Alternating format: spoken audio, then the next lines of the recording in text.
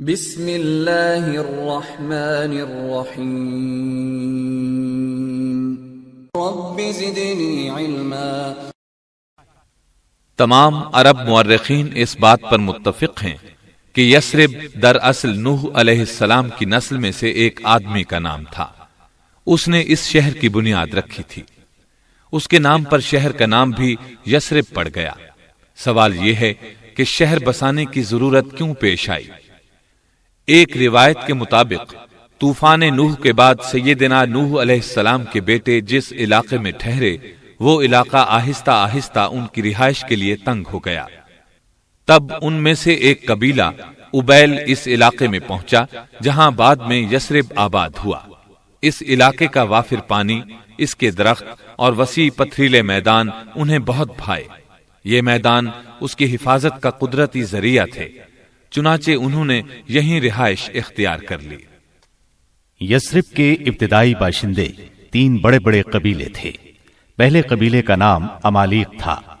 ایک روایت کے مطابق انہی لوگوں نے یثرب کی بنیاد رکھی، اس لیے کہ جس شخص کے نام پر اس شہر کا نام یثرب پڑا اس کا قبیلہ ابیل امالیق میں سے تھا۔ اہل قبیلہ کے نام سے واضح ہوتا ہے کہ وہ عظیم قد کاٹ کے مالک تھے، اور یہ لوگ املیق بن لاوز بن سام بن نوح کی نسل سے تھے۔ پہلے وہ بابل کے علاقے میں رہتے تھے، پھر جزیرہ عرب کے مختلف علاقوں میں بکھر گئے۔ ان میں سے کچھ یثرب کے علاقے میں جاگزیں ہوئے۔ اس میں کوئی شک نہیں کہ وہ عرب تھے، اور علامہ طبری کے نزدیک ان کے جد امجد املیق عربی زبان کے بانی تھے۔ دوسرے قبیلے کا نام یہود تھا۔ جب مسلمانوں نے یثرب کی طرف ہجرت کی تو وہاں کئی یہودی قبائل آباد تھے۔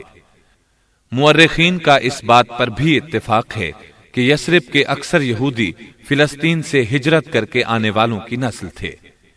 ان میں سے کچھ لوگ بخت نصر کے حملے کے بعد بھاگ کر آئے تھے۔